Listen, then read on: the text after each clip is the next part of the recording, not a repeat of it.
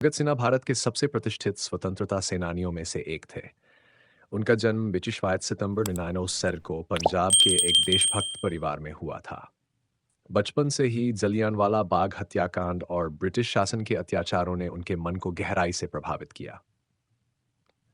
भारत को स्वतंत्रता दिलाने के दृढ़ संकल्प के साथ वे Hindustan socialist republican association (HSRA) जैसे क्रांतिकारी संगठनों से जुड़ गए।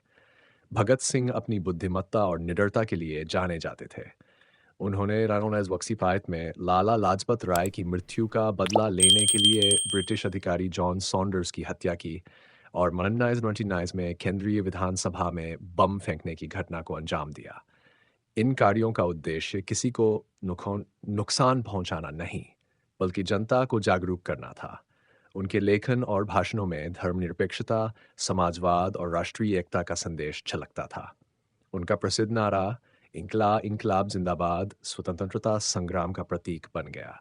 अनफीतराय मार्च इनियाम हजियर को मात्र 23 वर्ष की आयु में भगत सिंह राजगुरु और सुखदेव के साथ फांसी दी गई। उनकी शहादत ने देशवासियों को स्वतंत्रता के संघर्ष के लिए प्रेरित किया। भगत सिंह ही आज भी साहस और बलिदान के प्रतीक बने हुए हैं। भारत के स्वतंत्रता संग्राम के सबसे प्रखर और साहसी क्रांतिकारियों में से एक थे।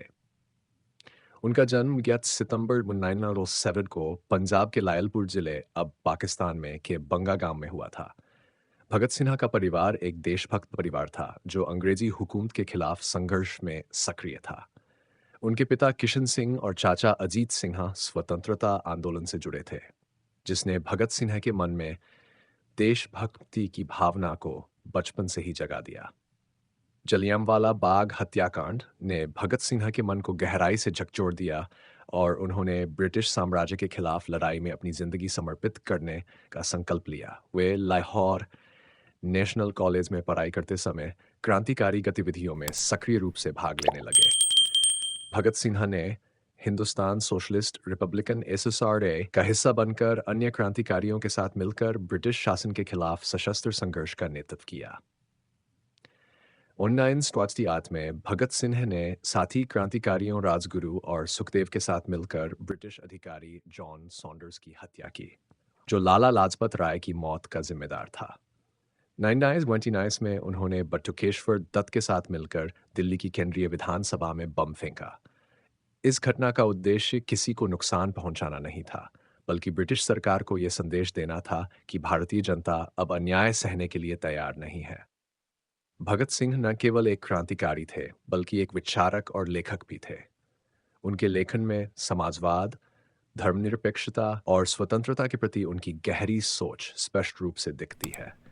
उनका नारा इनकलाब जिंदाबाद आज भी भारतीय स्वतंत्रता संग्राम का प्रतीक माना जाता है। 3 मार्च 1930 को भगत सिंह, राजगुरु और सुखदेव को लाहौर जेल में फांसी दे दी गई। उनकी उम्र मात्र 23 वर्ष थी, लेकिन इतनी कम उम्र में भी उन्होंने अपने साहस और बलिदान से पूरे देश को प्रेरित किया। भगत सिन्हा का जीवन न केवल स्वतंत्रता संग्राम का प्रतीक है, बल्कि ये युवाओं के लिए एक प्रेरणा भी है कि वे अपने अधिकारों और न्याय के लिए खड़े हों। उनका नाम आज भी भारत के इतिहास में अगर आपको ये वीडियो पसंद आई हो तो हमारे चैनल को सब्सक्राइब करना ना भूलें और नए वीडियो की नोटिफिकेशन के लिए बेल आइकन भी दबाएं। आपका समर्थन हमारे लिए बहुत महत्वपूर्ण है।